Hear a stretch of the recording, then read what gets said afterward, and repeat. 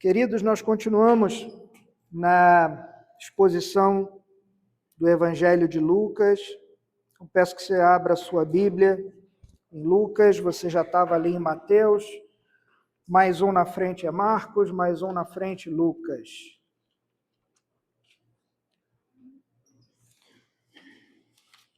Lucas, nós estamos no capítulo 5. E hoje nós vamos ler o trecho que temos de 27 até o 32. Lucas, capítulo 5. Vamos ler do versículo 27 até o versículo 32.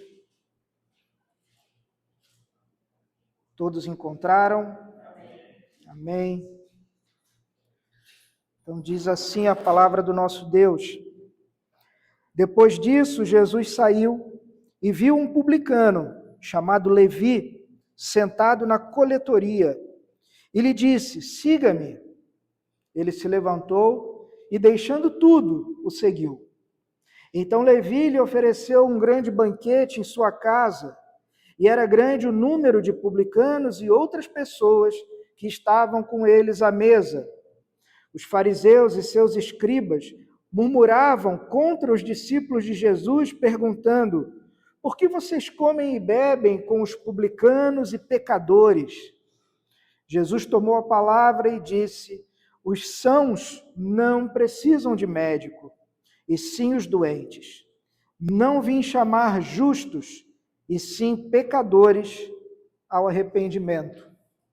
Amém?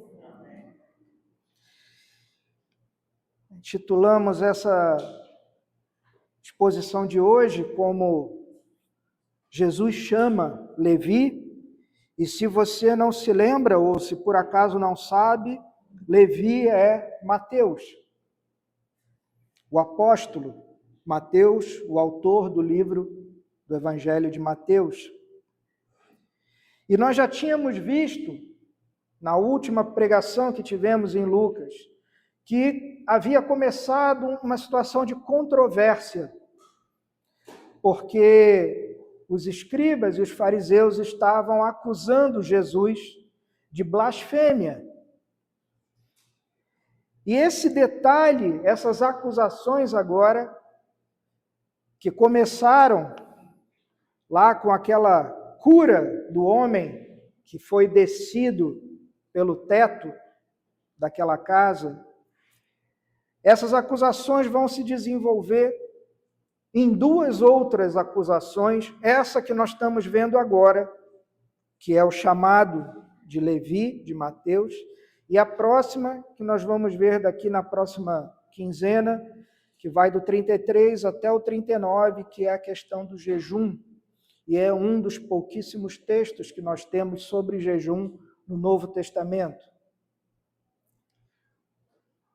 Então nós vamos desenvolver isso, tanto pela crítica que é feita a Jesus, porque Jesus e seus discípulos se misturam com pessoas ímpias, com pecadores, e na sequência nós vamos ver Jesus sendo criticado porque ele não impõe disciplina aos seus discípulos.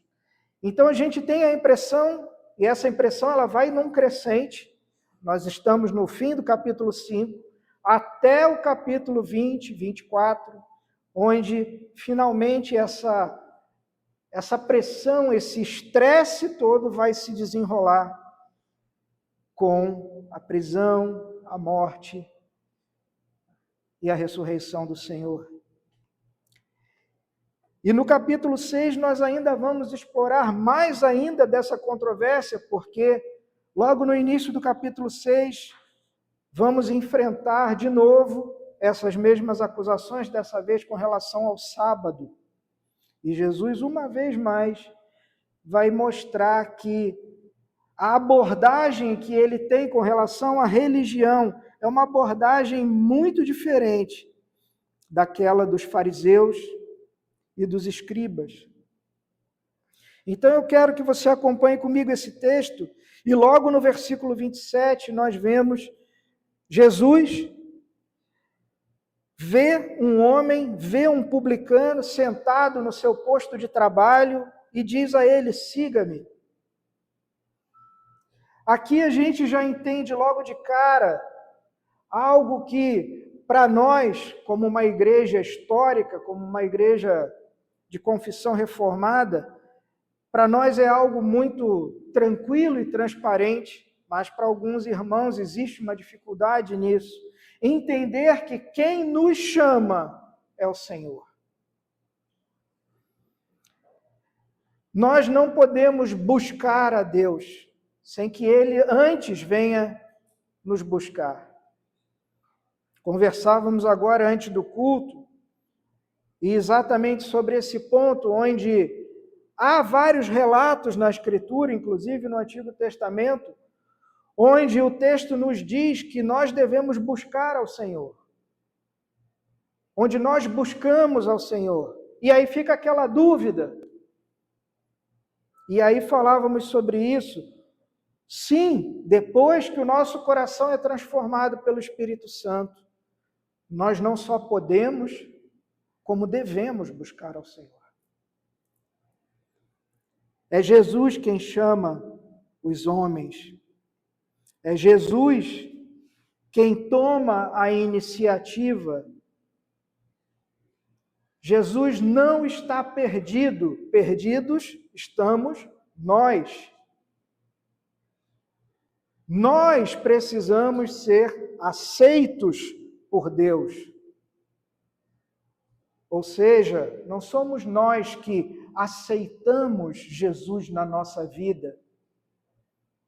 Como se nós tivéssemos o poder de, frente a um chamado como esse, nós virarmos ao Senhor e dizer: não, Pai, obrigado, não quero ir. Tenho outras coisas aqui para fazer. Mateus poderia dizer: olha, ganho muito bem como coletor de impostos. Ou como vimos antes, João, Pedro, Tiago, poderiam virar ao Senhor e dizer: não, somos pescadores bem-sucedidos, obrigado pelo chamado, valeu. O chamado do Senhor, como nós estudamos já, é irresistível. Uma vez que o Senhor nos chama, não há como virar e dizer ao não ao Senhor. Nós não temos esse poder. Ainda assim nos chama a atenção que Jesus chama Levi, chama Mateus, e Mateus é um coletor de impostos, ele é um publicano. E os publicanos, eles eram uma classe de pessoas que, entre os judeus, era o retrato da impiedade. Um publicano, ele era alguém do povo judeu, contratado pelo Império Romano para cobrar impostos dos judeus. Ou seja, o coletor de impostos, ele não era um romano. Era alguém do próprio povo judeu, escolhido pelo Império Romano para cobrar do seu próprio povo aqueles impostos. E o publicano não só cobrava os impostos, ele cobrava os impostos e mais um pouquinho, que ia para o seu próprio bolso. Você deve imaginar o povo judeu trabalhando, se esforçando cada vez mais para pagar uma carga de impostos cada vez maior, olhando para pouquíssimas pessoas que iam cada vez mais botando a faca no pescoço, e essas pessoas iam enriquecendo conforme o povo ia empobrecendo, e qualquer semelhança dessa história com o que a gente vive hoje é absoluta coincidência. Os publicanos eram tidos não só como pessoas asquerosas, mas também como ímpios. Um publicano era considerado tão ímpio quanto um romano era considerado um ímpio. Era alguém não ligado à religião judaica. Ainda assim, o nosso Senhor chamou esse homem. E qual foi a reação de Mateus ao chamado do Senhor? O texto aqui nos fala que ele se levantou, no verso 28, e deixando tudo, o seguiu. Ou seja, muito parecido com Pedro, Tiago, João, que largam as redes, largam o barco. Tiago e João largam o pai, literalmente, e outros funcionários, para seguir ao Senhor.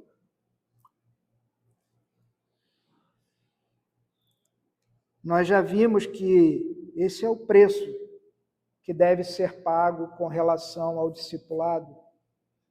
E aqui, discipulado, eu não falo discipulado onde um irmão discipula o outro, eu falo do discipulado de Jesus Cristo. Quando Ele nos chama, nós precisamos, como esses homens, largar tudo e segui-lo. Temos que tomar a nossa cruz. E várias vezes já falamos sobre isso. Tomar a cruz significa o quê? Cruz é símbolo de morte. Tomar a nossa cruz significa morrer. Deixar tudo para trás. Poxa, Rodrigo, mas deixo meu emprego também? Deixo minha esposa, meus filhos? Tem que deixar tudo para seguir ao Senhor? Não. Quando tomo minha cruz e deixo tudo para trás, eu deixo o mundo para trás. Aquilo que o mundo diz é bom, eu digo é ruim, eu deixo para trás. Aquilo que o mundo me oferece, eu deixo para trás. Já falamos isso aqui, isso é um excelente teste para uma vida cristã. Como está a sua vida cristã hoje? Se você me diz, está fácil, está bem, está tranquilo, com certeza você está no caminho errado. Não que isso seja uma necessidade de sofrimento, mas a vida cristã não é fácil. A vida cristã significa que nós temos que levar adiante uma mensagem que é a mais impopular das mensagens. Quando todos estão aproveitando o domingo, nós estamos louvando e oferecendo culto ao Senhor. Quando todos estão dizendo que se converter ao Senhor é uma bobagem, nós estamos alegres pelas conversões. Quando todos dizem que o importante é o dinheiro, nós entendemos que o dinheiro é um excelente escravo e um péssimo mestre. E que a gente precisa todo santo dia olhar para o dinheiro e dizer quem manda em quem. Quando o mundo nos oferece um atalho, um jeito rápido, a gente diz que não. Que o caminho é estreito, que a porta é estreita. Frente a isso, se a tua vida cristã está boa, está um pouco diferente do Evangelho de Jesus Cristo. E aqui, uma vez mais, eu não quero que você esteja doente, eu não quero que você passe necessidade, eu não quero que você esteja sem forças, porque o Evangelho lhe dá forças. Mas levar essa mensagem adiante significa enfrentar a inimizade do mundo. Aonde o mundo diz, liga a TV e vamos maratonar uma série, quando o mundo diz, vamos ficar rolando a tela do celular, nós falamos, não, eu quero ter um momento de oração com o Senhor. Eu quero ler a sua palavra. Passamos 2, 3 horas fácil rolando uma telinha para cima. Mas somos incapazes de ajoelhar por 5 minutos e orar. A vida cristã não é uma vida onde tudo vai bem, como nós cantamos agora, porque essa paz que eu sinto na minha alma não é porque tudo me vai bem. Essa paz é porque eu amo ao meu Senhor. porque o seu evangelho me salvou. E que porque hoje enfrento dificuldades, porque levo adiante uma mensagem impopular, ainda assim a sua presença está comigo. Um outro ponto que a gente vê nessa chamada de Jesus a Mateus, a gente nunca deve dizer que alguém não pode ser alcançado pelo Senhor. A gente não pode dizer, não, essa pessoa, não, ele é mau demais. Esse coração é duro demais. Você já viu os pecados que essa pessoa cometeu ou vem cometendo? Não. Esse não tem como uma pessoa assim se converter. Não existe alguém mau demais que o Senhor não possa transformar. Não existe pecados, por pior que sejam, que não possam ser perdoados por aquele que morreu na cruz. Nenhum coração é tão perverso que não possa ser transformado. Aquele que chamou Mateus lá na coletoria, há 2000 anos atrás, é o mesmo que chama cada um de nós hoje. E a palavra nos fala que para o Senhor nada é impossível. E tenhamos cuidado quando saímos por aí repetindo que nada é impossível. Porque realmente nada é impossível. No sentido de que o Senhor pode fazer qualquer coisa para que Ele, o Senhor, seja glorificado e não para que eu tenha meus problemas resolvidos. Para o Senhor nada é impossível não significa que eu vou ganhar na loteria. Não significa que a minha doença vai ser curada. Nós vimos 15 dias atrás, quando olhamos dentro do contexto de Lucas, fomos ao texto de João. Quando tentamos entender a relação que existia entre uma deficiência, entre uma doença, e se isso significava que eu havia pecado, ou se os meus pais no passado haviam pecado, e o meu Senhor, o Senhor desse evangelho falou, não, essas coisas acontecem para que Deus seja manifesto. Então é junto com essa explicação que a gente coloca que para o Senhor nada é impossível. E qual tem sido a nossa resposta a isso tudo? Nós vimos que aqueles homens, Pedro, Tiago, João, deixaram tudo para trás. Agora estamos olhando Mateus deixando tudo para trás. E olha que Mateus, para ele deixar para trás era mais difícil, porque ele era um coletor de impostos, era um homem rico. E ele deixa tudo para trás. O que isso significa para nós hoje? 2026, quando leio Lucas 5, o que isso traz ao meu coração? Nós precisamos deixar tudo. O quê? Tudo o que nos afasta do Senhor, tudo o que nos impede de buscar ao Senhor, tudo que tem se colocado entre nós e o Senhor. A gente precisa se afastar do mundo. Logo na sequência, você acompanha no verso 29 que Mateus oferece um grande banquete ao Senhor. Ou seja, a conversão ela é um motivo de alegria para cada um de nós. É motivo de celebração. Você lembra, e nós vamos chegar lá, Lucas capítulo 15, mas você se lembra daquela parábola que o Senhor conta da ovelha perdida? Ou seja, o bom pastor tinha 100 ovelhas e uma delas se perde. E o Senhor fala que ele deixa as 99 e ele parte em direção àquela ovelha que havia se perdido.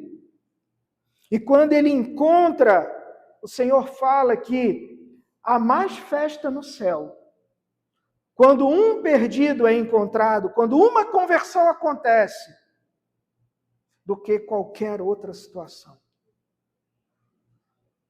Então, da mesma forma, a gente precisa se alegrar. É necessário que a gente celebre conversões. E Mateus considerou que essa mudança na vida dele era uma mudança tão grande, ser chamado a seguir o Senhor Jesus, que ele fala, não, é digno de uma celebração, vamos dar um grande banquete. Havia no coração de Mateus o desejo de que outras pessoas se alegrassem com ele. Nenhum outro acontecimento ele pode causar tanta alegria na tua vida quanto a conversão de uma pessoa. Porque uma conversão é mais importante do que o casamento. Se converter ou passar por um processo de conversão é mais importante do que se tornar maior de idade, tirar carteira de motorista, se tornar um nobre ou até mesmo receber uma herança muito grande. Por quê? Porque a conversão é o nascimento de uma alma imortal. É o resgate, é uma alma que estava caminhando com direção ao inferno. E essa alma é resgatada e trazida para o lado do Senhor. A gente gosta de dizer, né? Porque uns estão indo em direção ao inferno e outros estão indo em direção ao céu. E a gente fala, na verdade, todos estamos indo em direção ao inferno. Alguns estão sendo salvos, mas a nossa direção natural, desde que a gente nasce, é caminhar em direção ao inferno. É passar da morte para a vida. É, na verdade, ser adotado na família mais nobre e na família mais rica que existe, que é a família de Deus. E com certeza a gente vai enfrentar dificuldades, com certeza alguém vai virar para a gente e dizer, você, cristão, igreja, esse negócio de dar dinheiro para pastor, está perdendo o teu tempo. Não importa o que os outros acham.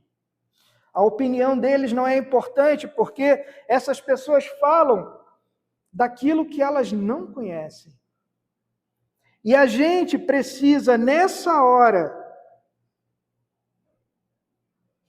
se lembrar das palavras do filho pródigo, do pai do filho pródigo, lá em Lucas 15 também, onde o filho mais velho vai reclamar com o pai, que nunca, sempre esteve ao lado dele, cumprindo todas as suas ordens, e ele nunca havia feito uma festa para ele, nunca havia matado nem um novilho pequenininho para ele.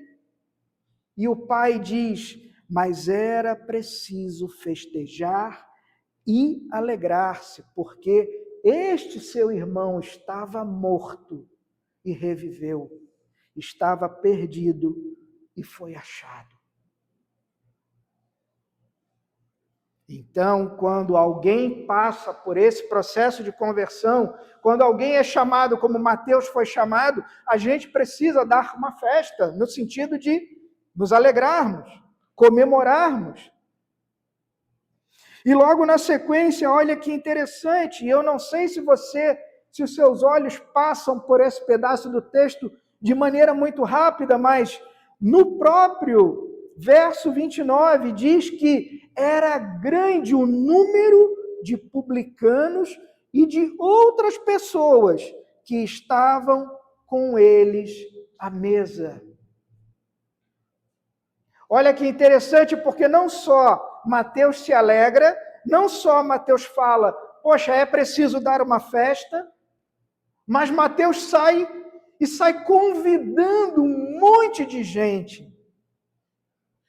E existiam outros publicanos, colegas seus de trabalho, que estavam ali naquela mesa.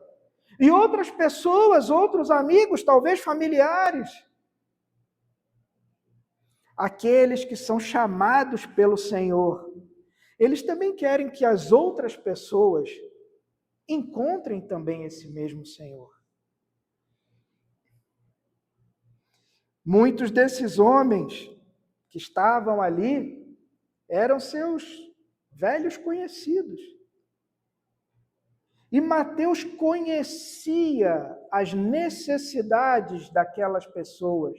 Por quê? Porque ele mesmo tinha sido uma daquelas pessoas. Ou seja, existe logo de cara uma mudança também, uma vida piedosa está sendo formada ali em Mateus. Porque eu me lembro de quem eu era.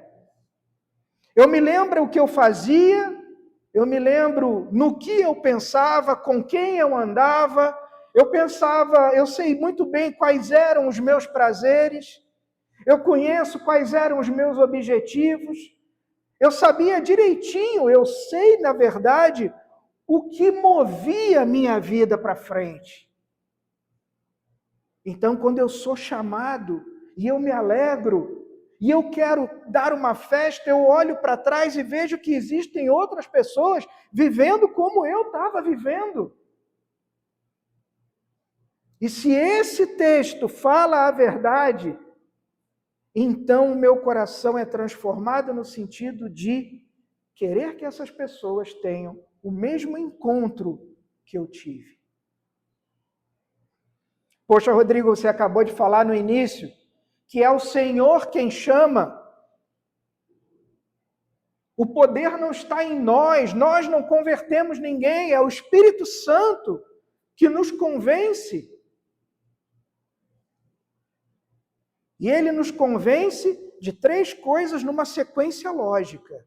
O Espírito Santo nos convence primeiro do pecado. Depois ele nos convence da justiça de Deus. E finalmente do final juízo que nós vamos enfrentar. É uma crescente. O Espírito Santo me mostra quem eu sou, pecador. Me mostra o Deus santo e justo, a justiça. E ele me mostra, vai haver um dia onde o Senhor vai voltar. Não mais como cordeiro, ele vai voltar como leão.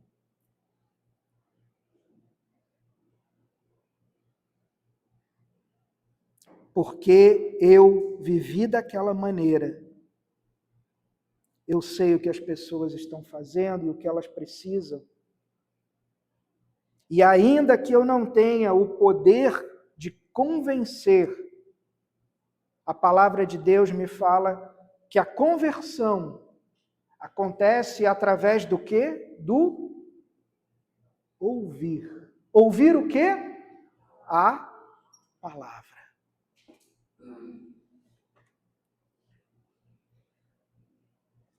Então é necessário que alguém pregue, porque como eles vão ouvir se não houver quem pregue?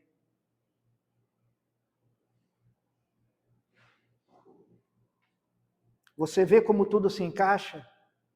Você percebe quando falamos que é o Senhor que nos busca e não somos nós que buscamos ao Senhor? Como parece que nós damos uma volta e tudo se encaixa novamente? Porque é o nosso coração transformado pelo Espírito, que alegre, feliz e consciente de quem eu era, volta aonde eu estava para convidar e falar dessa palavra para aqueles que estão ali perdidos como eu estava. Então quer dizer que aí todo mundo aqui que Mateus convidou, todo mundo foi salvo. O texto não fala isso. Mais na frente nós vamos entender, e todos conhecem a história do chefe de Mateus. O chefe do coletor dos impostos, Zaqueu, que sobe na árvore para ver Jesus, e que Jesus manda ele descer, porque ele vai na sua casa hoje. E Zaqueu faz o quê? Oferece um banquete. Com uma história parecida, é o chefe do cara. E nesse banquete, é Zaqueu que tem o seu coração transformado, como Mateus tem o seu coração transformado, e Zaqueu vai dizer ao Senhor, olha, se eu roubei, eu vou devolver. E digo mais, restituirei 4 vezes mais, onde a lei judaica exigia que nós restituíssemos 2 vezes, nos casos de roubo. E Zaqueu fala, não, eu vou restituir 4 vezes mais. E o Senhor fala, hoje teve salvação nessa casa, porque este, Zaqueu, é um verdadeiro filho de Abraão. Vê como a história se repete? É o mesmo evangelho. Eram as mesmas pessoas que talvez com a motivação errada estavam dizendo para as outras, olha, nós encontramos um homem que cura doenças, que expulsa demônios. Ou como o próprio André vai dizer no texto um pouquinho mais à frente aos seus irmãos, nós encontramos o Messias, o Filho de Deus. É um homem pregando o Evangelho a outros homens. É um mendigo dizendo para outro mendigo aonde que se encontra pão para comer. Um crente verdadeiro, ele sempre vai ter esse mesmo sentimento que Mateus teve. A alma que foi chamada por Deus, ela vai desejar que outras pessoas também sejam chamadas. E uma vez mais, qual é a nossa atitude? Como tem sido nossa vida? Não existe um cristão que não seja missionário. Ah, eu não tenho esse dom. Não, meu irmão, desculpa. Ah, minha irmã, me perdoa, mas não existe, porque o ID é para todo mundo. Você pode não ter sido chamado para levar o evangelho a um local lá do outro lado do mundo. Mas você com certeza foi chamado para levar o evangelho do outro lado da rua. Levar o evangelho dentro da sua família, dentro do seu local de trabalho. Para esses você foi chamado, eu fui chamado. E finalmente o texto vai terminar, vamos dizer assim, com os fariseus murmurando, reclamando por que Jesus e seus discípulos comem e bebem com pecadores, com republicanos, e Jesus toma a palavra no verso 31 e diz, eu não vim chamar os justos, eu vim chamar pecadores ao arrependimento. Está no 32. Por que que isso é importante? Por que que a gente tem que ser lembrado? Por que que esse é um texto que a gente devia grifar na nossa Bíblia? E é um daqueles que deveria ser leitura diária para cada um de nós, porque a nossa justiça própria, ela é tão grande, que a gente, volta e meia, a gente perde de vista essa lição. E a gente precisa, com certa frequência, ser lembrado de que Jesus não veio ao mundo somente como um mestre, como alguém que veio nos ensinar coisas que são importantes, bonitas, corretas. Lembrar que o Senhor, antes de mestre, ele veio como Salvador. Salvador. E se ele veio salvar é porque a gente estava numa situação que precisava de um Salvador. Salvador vem para quem está perdido. Salvador vem para quem está miserável. desamparado, para quem está corrompido. Salvador vem para quem está arruinado, jogado na lama. Salvador vem, como Paulo vai dizer, para a gente que é miserável. E a gente se dá conta, porque se eu me dou conta que eu estou muito bem, eu não preciso de um Salvador. Somente essas pessoas, somente aqueles que sabem que estão perdidos, que confessam ser miseráveis, desamparados, corrompidos, arruinados, somente esses vão receber os benefícios de um Salvador.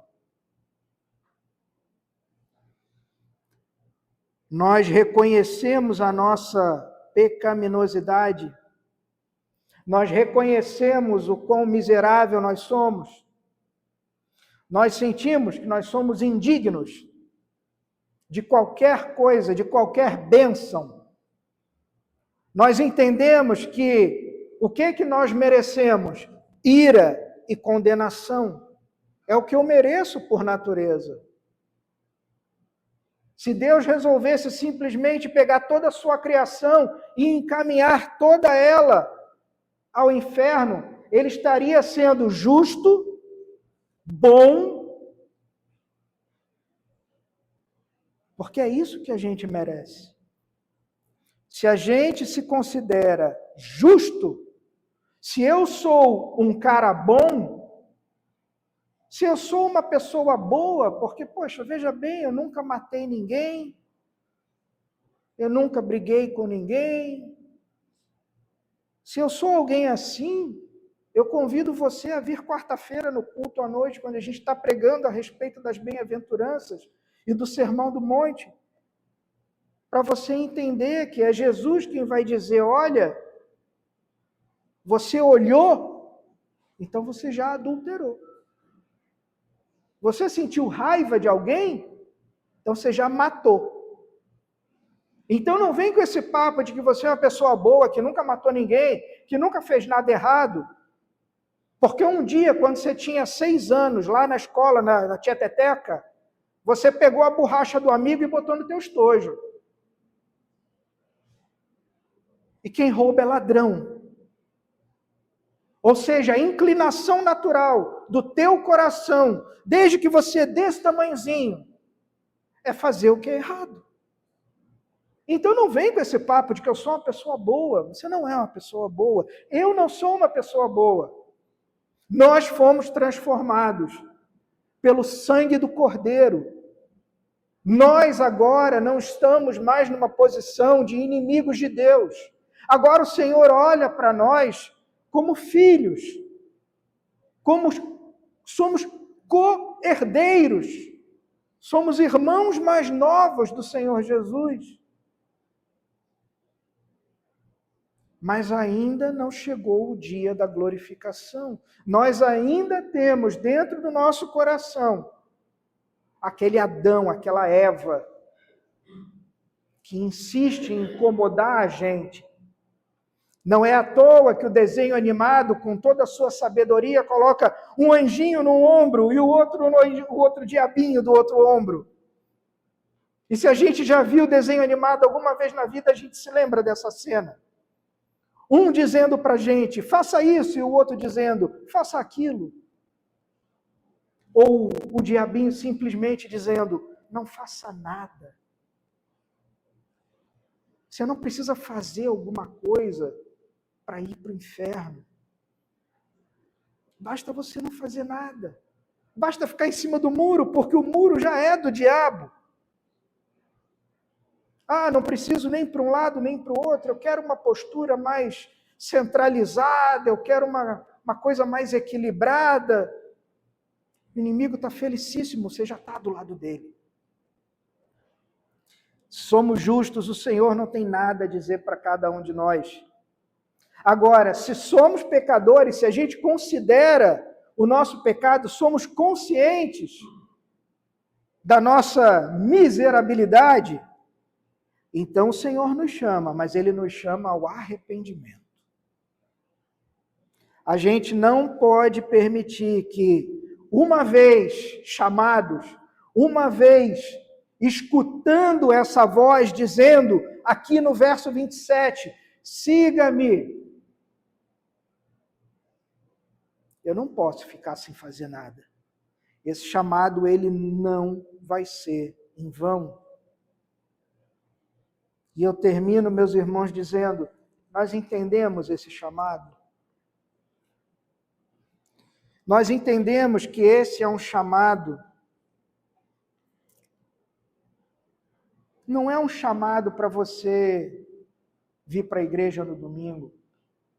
Esse não é um chamado para você deixar de usar uma roupa A e passar a vestir uma roupa B.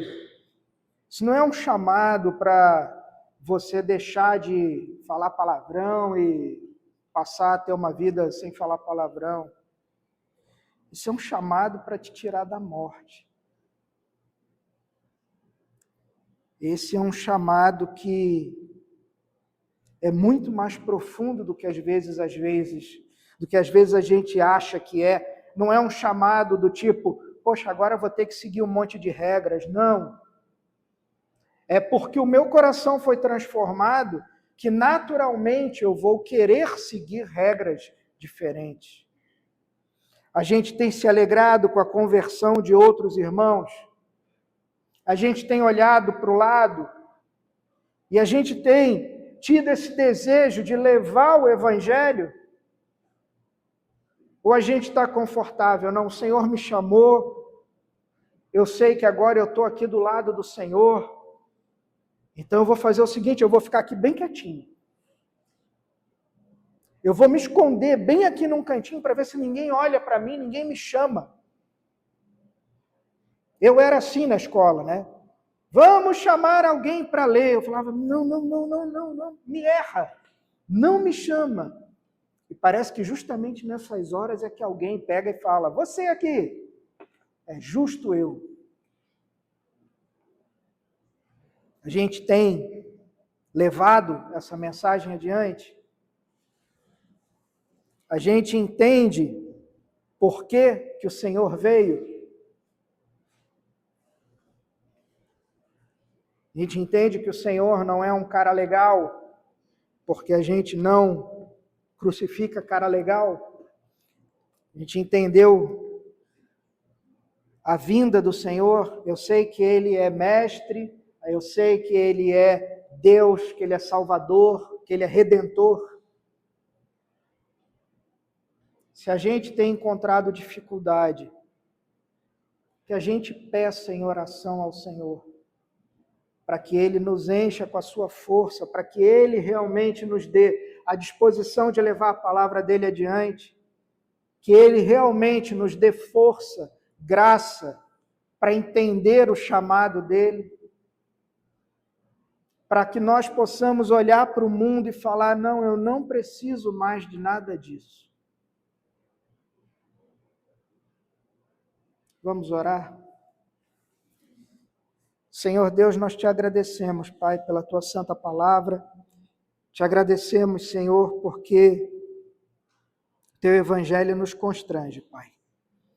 Te agradecemos porque, uma vez mais, a tua luz brilha nas trevas do nosso coração e somos lembrados que não basta ser chamado, Pai. Assim como Mateus, nós devemos nos alegrar, festejar, regozijar contigo, devemos sim convidar outras pessoas para que ouçam esse mesmo evangelho, essa mesma palavra, esse mesmo chamado. Devemos reconhecer, Pai, que o Senhor é Deus Todo-Poderoso, que o Senhor pode qualquer coisa, que nenhum coração, Pai, é duro demais para a tua palavra. Pai, enche-nos com teu Espírito Santo, enche-nos, Senhor, com a tua força, com a tua presença, para que mesmo no meio das dificuldades do nosso dia a dia, nós sejamos, Pai, felizes na tua presença, felizes em ti, dispostos a levar adiante a tua palavra, o teu evangelho, felizes para pegar os nossos irmãos aqueles mais novos, que estão passando por aquilo que nós já passamos lá atrás, e nós possamos levá-los ao banquete contigo, Pai. Nós possamos celebrar junto com eles. É o que nós, agradecidos, te pedimos, orando no nome daquele que é o nosso Senhor e o nosso Salvador, Cristo Jesus, teu Filho. Amém.